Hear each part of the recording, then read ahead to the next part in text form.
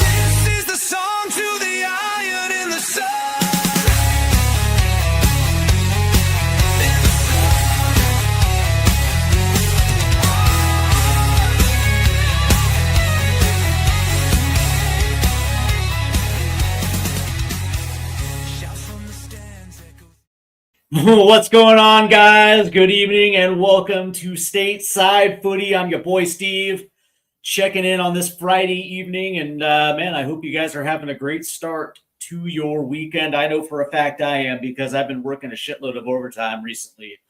And generally speaking, I usually work 4 3s, but I've been working four 10s, and with 3 days off, and I've been working like 5 10s like the last 4 weeks, man. It's nice actually having a little bit of a breather, but that's neither here nor there. All right, quickly before I get into it, please do me a favor and make sure you hit that like and subscribe and hit the notification bell, man. Support the channel. We are so quickly getting to 500. I want to get there before the start of the World Cup.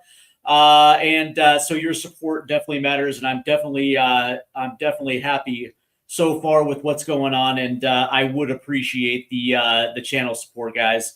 Man, I'm just unbelievably grateful. So yeah, make sure you hit that like and subscribe button. All right.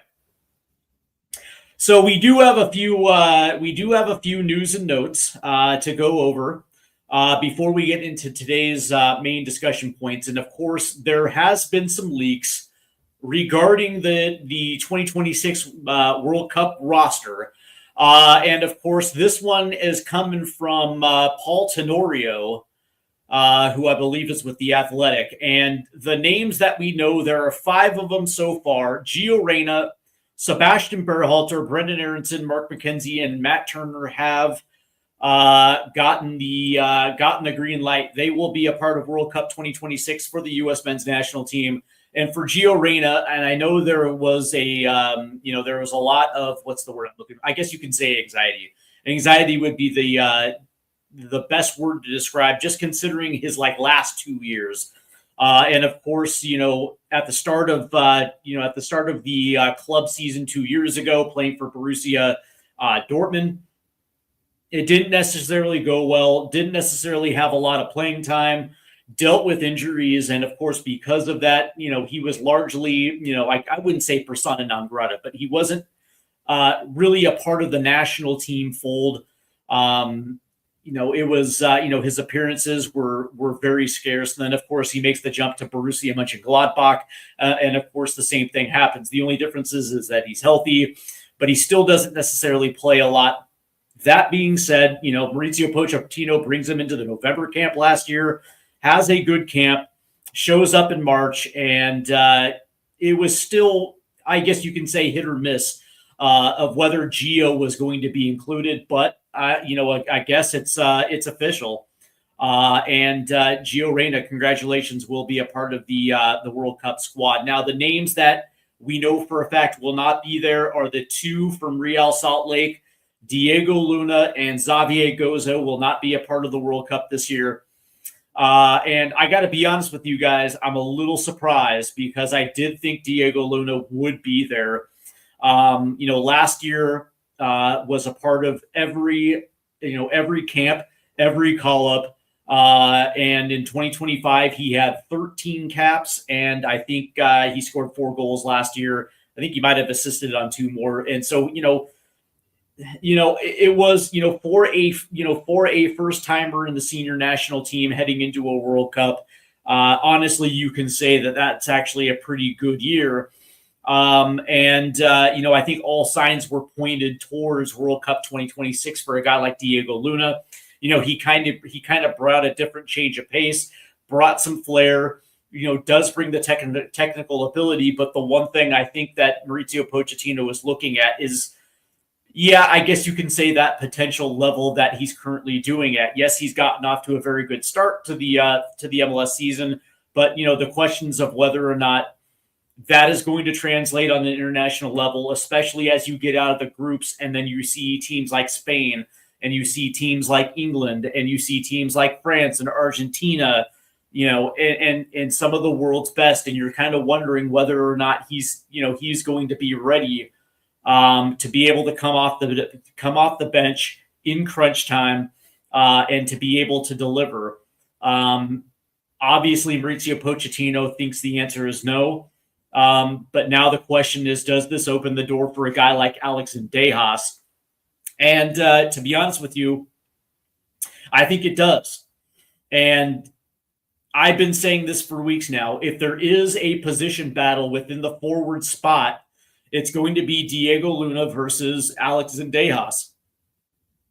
Because I already knew that Brendan Aronson was going to be a part of the equation. He's having his career year in the Premier League. And when you talk about appearances and when you talk about trust at that level, Daniel Fark for Leeds has the utmost trust in a guy like Brendan Aronson. So when you have a guy that is doing it in arguably the best league in the world, that definitely does have some sway. And of course, when you look at what he has done with the national team, you can understand that there is going to be a role for Brendan Aronson. Obviously, Pulisic, Tillman, McKennie, Reyna, and I would probably assume that when you look at a guy like Alex Zendejas, and by the way, it's like I understand Zendejas, there could be some drawbacks considering that throughout the course of the year there has been some injury issues with him. But that being said, the dude is an automatic goal. And by the way, the last time we saw Zendejas in the U.S. shirt, he scored a goal. What I will say is that for me, at least, what I like about Zendejas is you can plug him across the attacking three, maybe not striker, but from both wing positions and the 10 position. He is the type of guy that you can plug and play. And especially if you're in those type of situations where whether the United States is chasing the goal and is looking for an equalizer, or whether they're looking to chase the lead or take the lead, or whether they're looking to extend a lead, having a guy like Zendejas come on the pitch in the 70th minute and being able to find space, because he can create space, create shot. He can play a ball into the box. The dude is absolutely gifted. And so for me, this would be a sign towards a guy like Alex Zendejas making the World Cup roster. And by the way, he's actually earned it. So hopefully that is what that means. And by the way, Xavier Gozo, it turned out that he was a part of the 53 preliminary man roster that was submitted to FIFA by Mauricio Pochettino. But yeah, he's not going to make the 53 man roster. It's kind of interesting too, because, and I had a feeling this was going to happen as well too, because without any senior national team caps, without any appearances, it's hard to justify a roster spot at that stage, just because you don't know, you don't know if there's going to be any chemistry issues. You have no idea exactly how it looks, how it's going to play out, because quite frankly, you just hadn't seen it. And the World Cup is not the place to do that. And it's sad, but it's true. It's not the place to break in a 17-year-old at all. And there's a good realization that, he's not even going to see the field anyway. So from that standpoint, it's understandable why he wouldn't be on the roster. But of course, coming up, I believe on Tuesday will be the official World Cup roster announcement. Of course, I will be going live that night. So definitely stay tuned for that. Tomorrow, I will actually be unleashing my World Cup roster. And that's going to be tomorrow noon Eastern. And I believe that might be 9 o'clock Pacific. That's going to be obviously in the AM for all those that are on the West Coast. And of course, I'm going to be joined by Jeff Lageson from Prost International, as we will be releasing both of ours. And we will be having a discussion of why we think certain players are going to be there, why we think they're going to be there. And then, of course, if there's any exclusions, why they're not going to be. So that's going to be tomorrow at noon. That's going to be fun as well, too. We also have tomorrow as well, too. We also have the MLS live stream, which is going to be Minnesota United versus Real Salt Lake. That is going to be fun. And so a lot of good stuff coming up this weekend here on the channel. I also want to get quickly into Chris Richards, because there is some concern about the ankle. And of course, Oliver Glasner, his head coach at Crystal Palace, has described the injury as torn ligaments in the ankle. I will say that I don't necessarily know what to make of it. I don't necessarily know if this is cloak and dagger from Crystal Palace. But that being said, my first initial reaction to this is that I would probably assume that the U.S. Soccer Federation is going to want to have their medical staff look at it and determine whether or not this is actually something that's serious, that requires surgery, or whether this is something where Chris Richards can actually play in the World Cup. And of course, the decision is always going to come down to the player. But that being said, I fully expect Chris Richards to be released for the World Cup from Crystal Palace. And from that stage, man, it is what it is, man. It is going to be up to the player. I will say that as of right now, the center back position to me right now is the only position that is sketchy at best. When you consider the fact that we don't know if we absolutely have no idea if Noah Kai Banks is going to be a part of this World Cup, although we have heard reports that there potentially could be a scenario where he's going to be in the World Cup. Obviously, he's not going to be part of the German national team this summer. And so there could be a possibility that Noah Kai ends up being in a U.S. shirt for the World Cup. That would be a bonus. But we also know that Tim Ream, is a step slow and probably shouldn't be starting. Mark McKenzie will be there. And I would probably assume that Austin Trusty is going to be there. And a part of this back three, or if we're playing in a back four, part of the center back pairing is Chris Richards is a vital piece to this defensive puzzle. And he, not only from a leadership standpoint, but just from a technical standpoint, Chris Richards is somebody that you absolutely cannot have. If this is a situation where it is true, where he has torn ligaments in the ankle, I would probably assume that he's gonna. It all depends. I guess it all depends on the player. Your first initial reaction is that, yeah, it sucks, because you would probably assume that he's going to have surgery on the ankle, which means that he's out. But is this a scenario where he can play on it?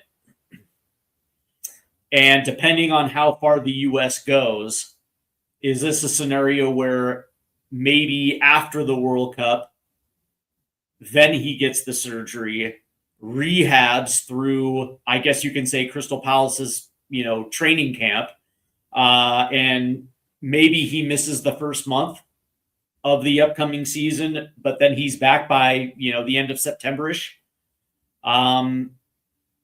Is that something that would be a little bit more likely depending on the needs of the U.S. men's national team? But also the question is how important is this World Cup to Chris Richards? And by the way, I don't believe any of of that bullshit with with Johnny Cardoso. Like he could have played, but he opted for surgery, like making him out to be the bad guy. I don't like. I heard that like Johnny wasn't gonna, like, he's not gonna play on it. Like it wasn't the type of injury where you can like tape it up, rub a little dirt on it, and then get out there type of situation where we'll evaluate it as the progress as they progress from group. It wasn't like that. It was an injury bad enough where like he actually had to have it. I don't think this was a scenario where it was either or. So, and I don't know what this situation necessarily is for Chris Richards either. What I'm hoping is that Oliver Glasner is trying to oversell something. That's my hope. That is really my hope. All right, so we have rooftop sports. What's up, Joe? Hope you're doing well, man.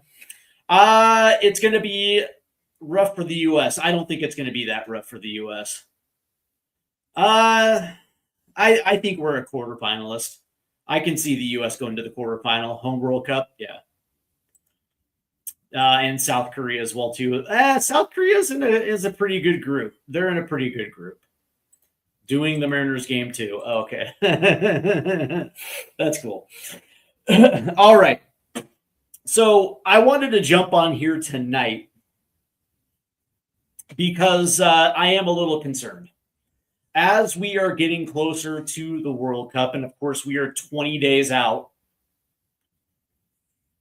and usually as we're getting close to a World Cup, usually I get excited. Usually I'm kind of like jumping through the roof.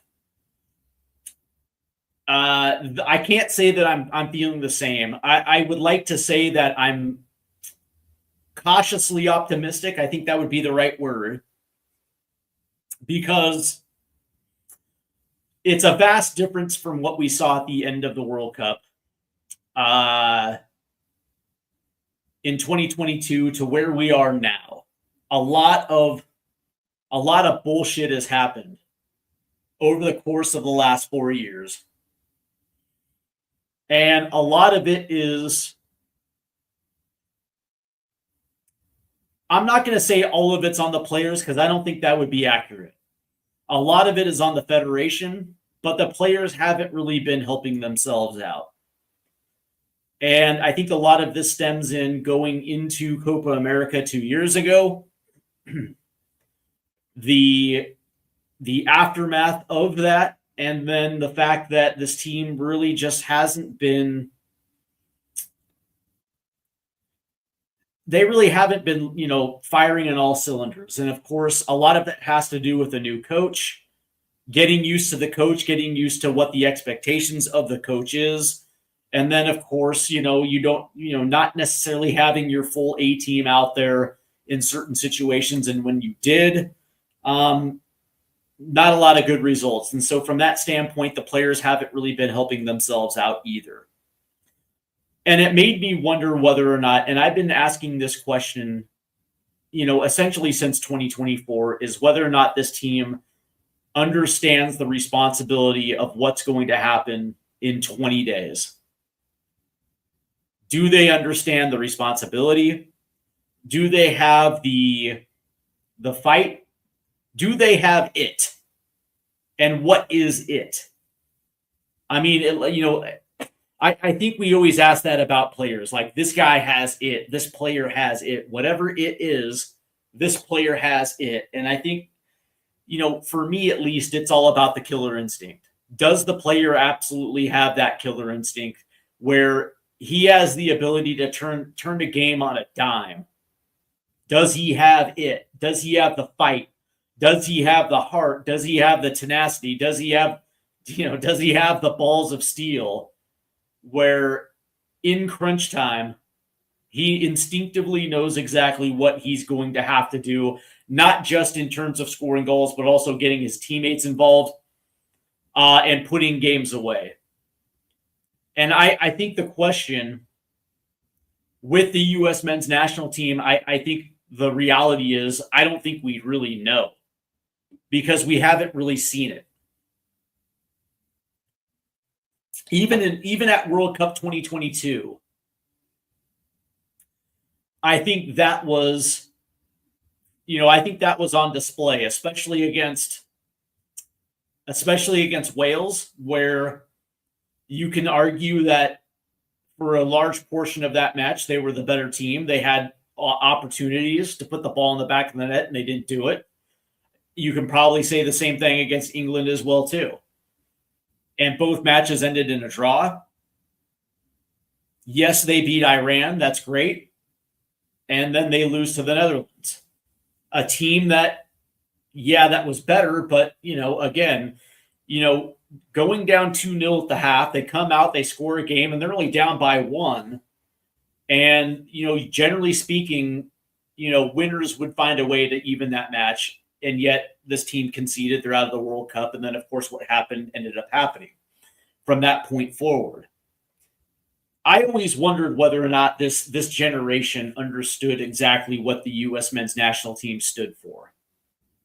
And I go back to the previous generation that failed to qualify for the 2018 World Cup. And regardless of what happened in Trinidad, that team understood what was expected of being a national team player because they learned it from the generation prior to them, and those guys learned it from the generation from them before. And there was an instinctual quality with the U.S. men's national team where it didn't matter if you were playing against Spain or England or you were playing against, the best in our confederation. We were going to be a tough out because we played hard and we played to the whistle. We were not afraid to jump into tackles, and we were not afraid. Of anybody that stepped onto the pitch. Between the white lines, we were going to be a bitch. You were going to have to earn a victory against us. And sometimes we got beat. But within those losses, they were going to know that the United States was going to play them hard. And that was the U.S. calling card. And say what you will about the loss in Trinidad. Me personally, I always believe that if the Federation didn't fire Jurgen Klinsmann, we probably would have. Then in that problem, there was still the problem of the fact that generation was aging out, and so we still had to obviously get to the point where we're moving on to the next generation. But one of the things that the Federation did was they just said, all those players that failed to qualify, you're out. That's it. And the funny thing about it is Josie Altidore at the time was 27 years old. He was theoretically still in his prime. There were a few other players that were in the same situation where if you're going to bring in a new generation, you still want to have a few holdovers because there's things about the program that they have to learn. There are certain traits about being a U.S. men's national team player that carries over from generation to generation to generation. And the Federation said, nope. And I think the big part of at least I can't speak for you guys, but I think one of the biggest problems for me is the fact that these players, not all, but some of them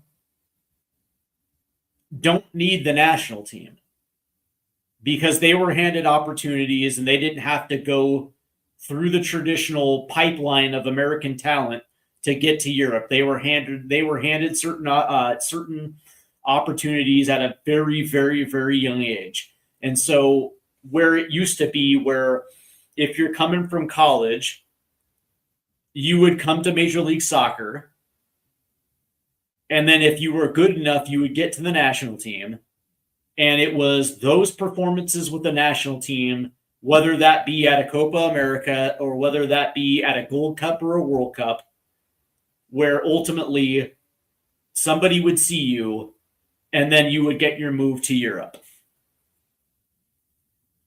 That's not the case. And I think with the generation, this young generation that we saw that was 22 to 24 at the last World Cup, didn't have to earn their bones with the national team. They were essentially given their spots on the national team, and they didn't learn from that generation prior of the fact that, yeah, man, you have to earn it. And it starts in training. And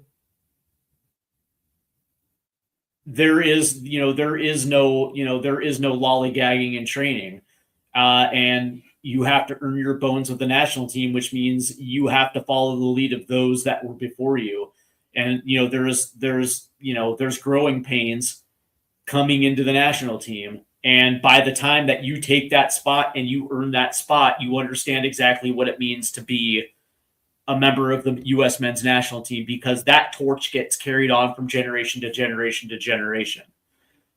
And I don't care what they say to the media, because it's the same bullshit we hear all the time. It's the cliches, the once in a lifetime opportunity cliches and some of these other things. But when we see them on the pitch, it doesn't translate, because I get the impression there's certain things where there's certain times where, yeah, they'll play hard, but you have, especially in this cycle without World Cup qualifying, that Gold Cup was actually kind of important. Now, here's the thing. On the one hand, the U.S. Soccer Federation hasn't, and especially now with the Nations League, where the Nations League is now the Continental Championship, and the Gold Cup is almost kind of like a B-side tournament. And the U.S. Soccer Federation treats it like that. I can understand there's some players that don't want to participate in it, but without World Cup qualifying, that was really kind of like the last major tournament that was kind of left on the board. And especially if you were a bubble player, i.e. a Josh Sargent or a Yunus Musa, where there's really no excuse for you not to be there. That could have been that springboard into World Cup 2026, where at the very least you can actually show your commitment to your new head coach. And that's kind of the point where it's like, it almost feels like some of these players take the national team a little bit for granted.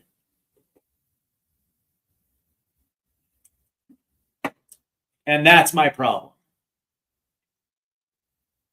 It's not that they disrespect the game, because if that was the case, then that's their problem, and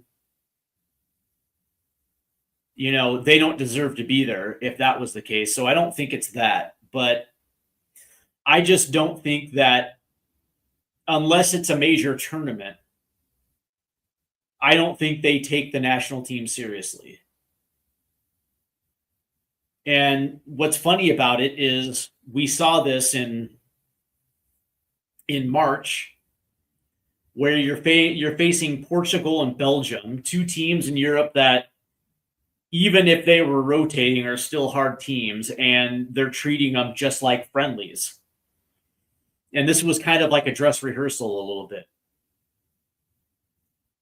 And it didn't look like they were fired up. it looked like the complete opposite, right? And so I don't know what to expect this summer. I don't I don't know what to expect. Like this should be like this team should have been firing on all cylinders heading into the World Cup.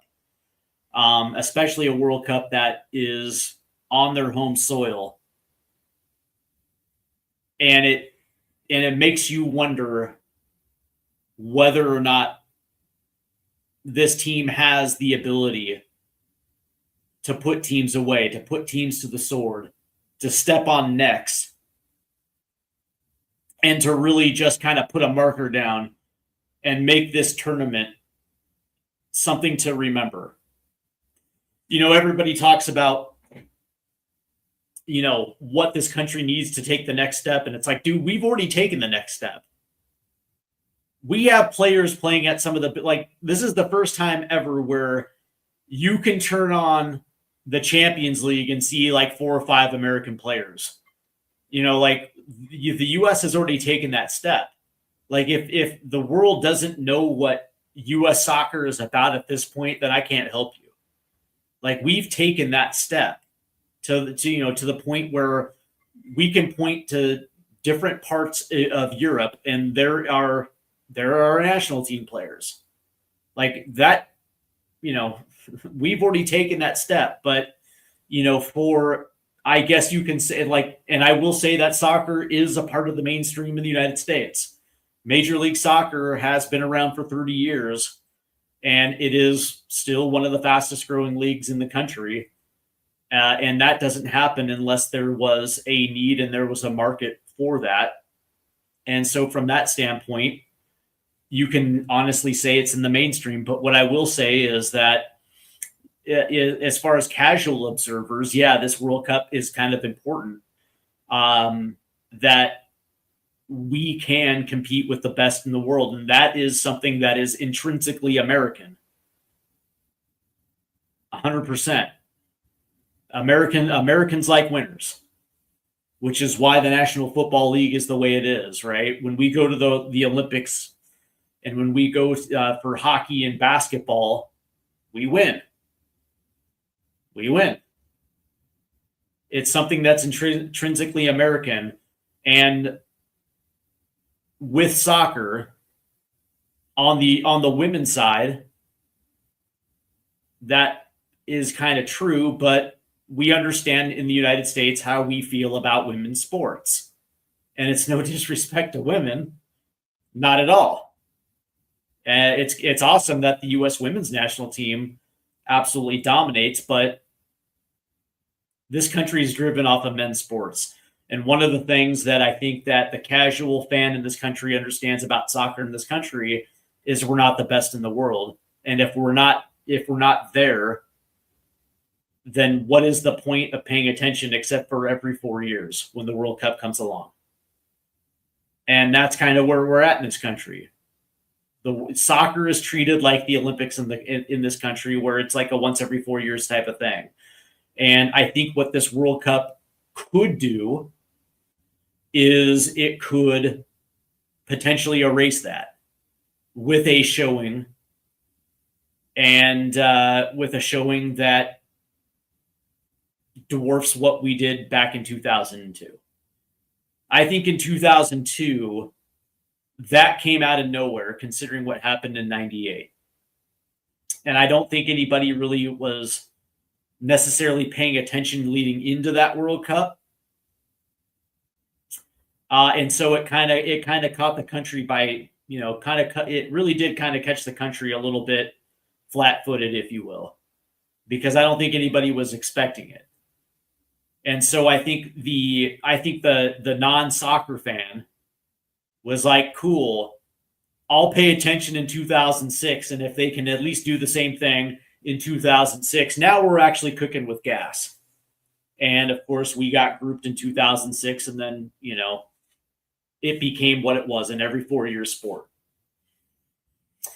Jaden the man, what's going on, Jaden? It's good to see you, bud. Let's see. They need a good showing, good results, and good actual pay, even if they crash out in the quarterfinal. I agree.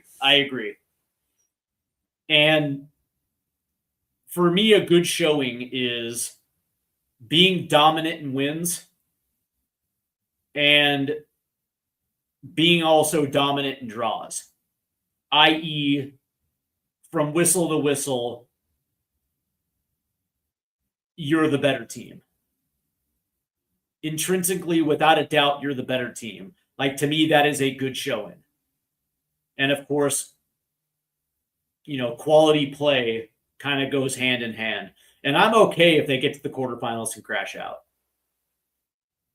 Because I think that for me is kind of where I have this team anyway.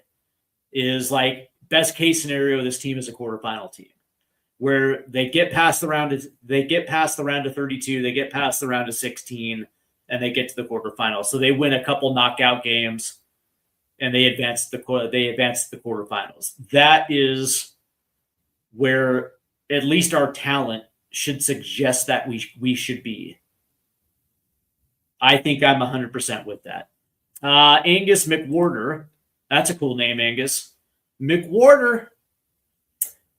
9012. The lack of competitive games, aka friendlies, during the qualification rounds is concerning to me. I think it was the lack of World Cup qualifying all the way around because there wasn't that carrot. There wasn't that carrot that they had to actually accomplish. The thing about World Cup qualifying is it brings teams together. And what I will say is that CONCACAF, even though CONCACAF is not the greatest confederation in the world, but what it does is it actually does prepare you for a World Cup because you have to go to Mexico. You have to play at Azteca. You have to go to Costa Rica. You have to go to El Salvador and Honduras. And you have to play against those crowds where as you're driving up in the bus, they're throwing bottles at your bus.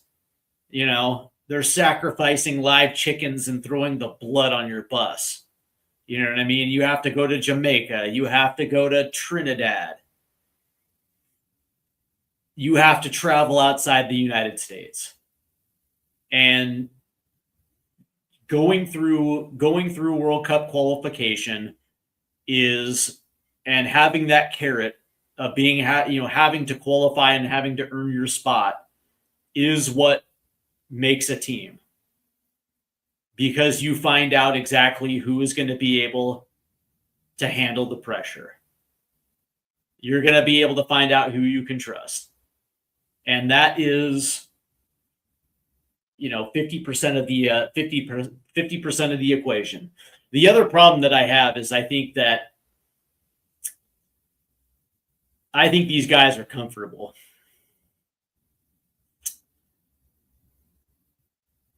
I think these guys are really comfortable with each other. What's funny about it is I don't know if you guys have been watching this Us Against the World documentary on HBO. I saw the first couple episodes that covered the World Cup 2022 and covered the Confederations Cup, but all of these dudes, even during training, man, these guys look super comfortable. They're all best friends, or they're all good friends with each other, and I guess that's a good thing that you guys have a good working relationship with each other. That's great, but I don't know, man. Like, you watch some of these training, you look at some of these trainings, man, and I don't know, man.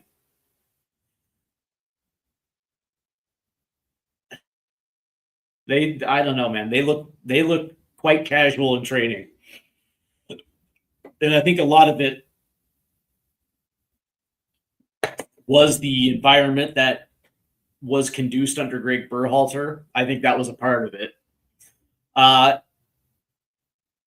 One of the things that I was hoping to see was that sense of urgency under Mauricio Pochettino, because that was the one thing that he was looking to change, was the environment. The environment was, I think in his words, were soft. We're a little too soft. There wasn't a sense of urgency with the national team. Where, again, when you put on the badge, there is a certain expectation that comes along with it. And I don't think that these players were living up to the expectation. And it's kind of weird considering that, yeah, they won Nations League. But what does that mean? They beat the teams. They beat teams that they've already proved to themselves that they can routinely beat, and that's been the case for how long now? Like, we've known we've been the best team in CONCACAF for 20 years now. The only team that's like the only two teams that are remotely close are Mexico and Panama. Canada recently Canada maybe. But like if you put our best 11 versus Canada's best 11 and we actually tried, really tried, we probably blow the doors off of Canada. And I would probably assume the same would be with Mexico and Panama as well too. And so I don't care about Gold Cups and Nations Leagues. I mean, qualifying is one thing, but it's like, okay, great, we won the Nations League. I don't care. For me, what comes down to it were Copa America and the World Cup. Because this team got to the semifinal in 2016, where they faced Argentina in the semifinal. And I think for me, that was, again, going to be that litmus test in 2024, where it's like, okay, cool, we're going to get to that point where we're going to have to play Uruguay again, and we're going to have to meet a Colombia or an Argentina. And we're going to actually get to find out what this group is really made of. And we didn't get the opportunity because they bowed out early. They crashed out in a way where it's kind of like, oh. So when pressure hit, Tim Weah threw a punch and got kicked off, and as a result, we lose to a team that we have no business losing to. When pressure, and by the way, that's and I have to say this is the funniest thing, is that's the way that Panama plays. They get under your skin. They're looking to bait you into these type of showings, because it's the only way that they can actually beat you is by having you come unglued and make mistakes. And they were able to do it. What does that tell you?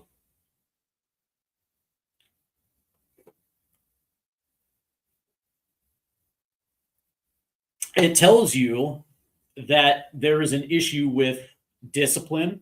It tells you there's an issue with mentality and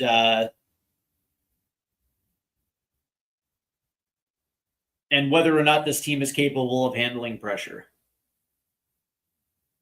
And I don't know, 2 years later, is this team better? Is this team is this team better? And by the way, that's the word of the day too, intrinsically. Look it up. It's a good word. Pat myself on the back. 2 years from Copa America to now, is this team better? Is this team better coached?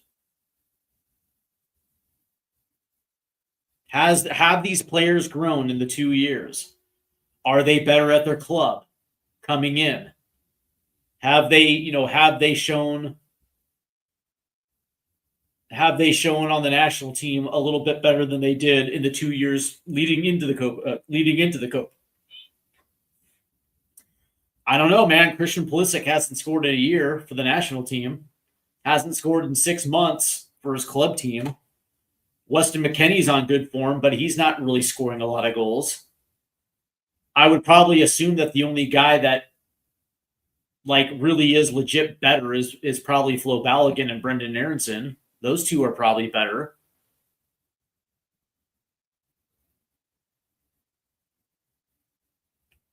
And it just makes me wonder. It makes me wonder. in the back of my mind, it makes me wonder whether or not this team is ready for the pressure of playing a home World Cup. Like if this was the version of the U.S. men's national team that went into Confederations Cup 09 in the 2010 World Cup, if it was that crew, I don't think any of us are having a problem.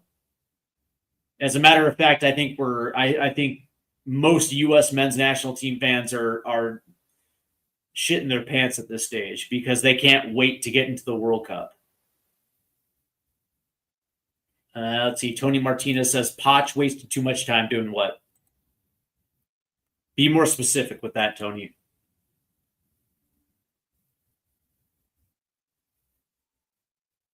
Because I don't think he had enough time. He had 18 months to find out what the player pool was, and he had to use his rosters to find out not the quote unquote golden generation guys, but who were underneath them, because he had to build a World Cup team. So he had 18 months to do it. That's what I'm trying to say. It's like he only had 18. He didn't have a full 4 years.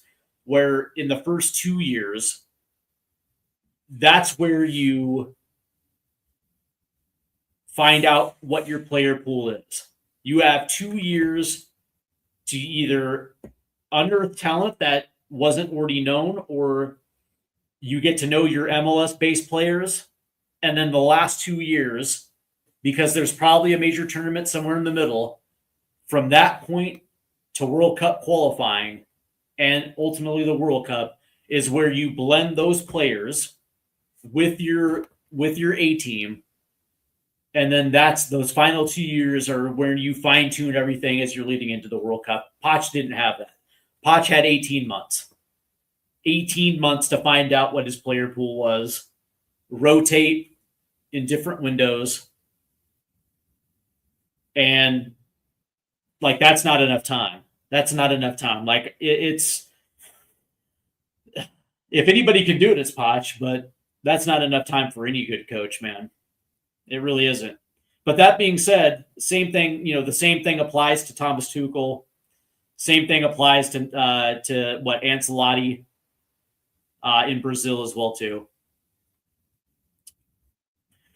I have a feeling that the playing style is going to be 3 at the back. He had a couple windows in the fall where he got his best results. I think the team just plays better in a back 3. And I think we're probably going to see a lot of that at the World Cup. Without a doubt. Without a doubt. But I'm all for it, man, because one of the things that I didn't like about Triple G was he was everybody's friend. That is, I guess that is good in some sense, because what I will say is that it's easier to get players to be far more agreeable to what you're trying to do. But on the other hand, it's also, you create an atmosphere where it's laid back, where national team camps are intense. That's kind of what I think. And I think some of that carried over, and Poch had to rid the national team of that. Which is funny, because a lot of the Euro snobs don't like the fact that MLS players are a part of the equation. But that being said, it's like those cats will run through a wall for an opportunity on the national team, because they understand exactly what it means to their careers.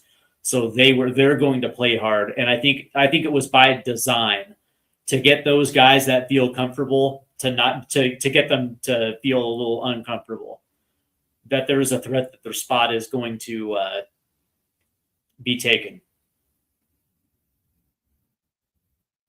I don't know. That's kind of the read I get onto it, but it's going to be interesting to see exactly how this thing is going to play out, because again, we will know we will know what the World Cup roster is on Tuesday. Of course, I will be back that night to kind of go over it.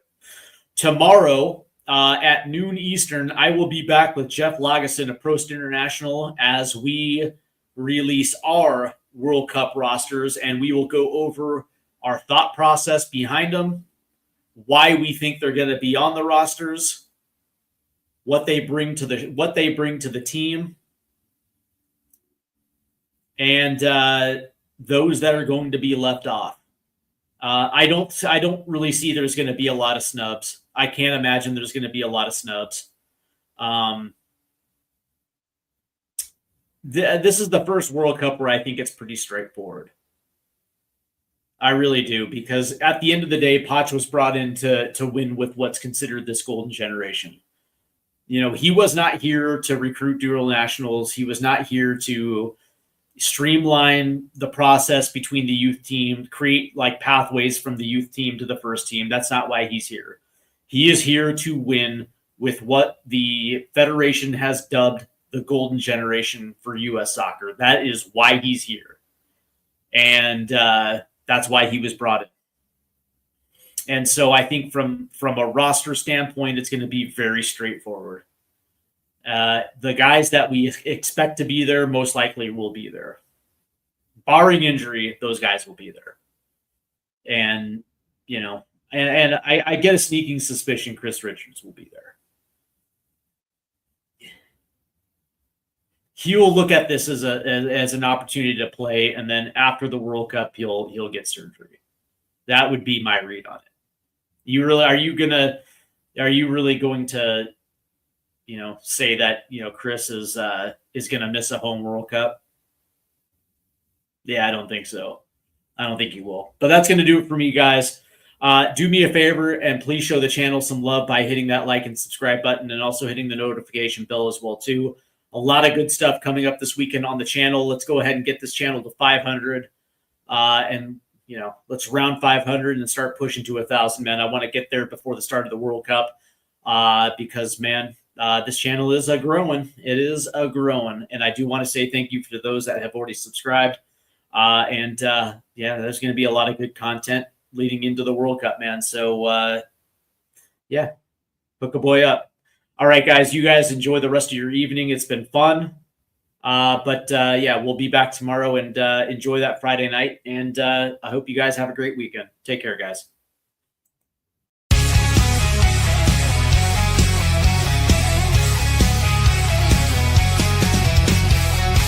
Rusted goalposts under fading sky.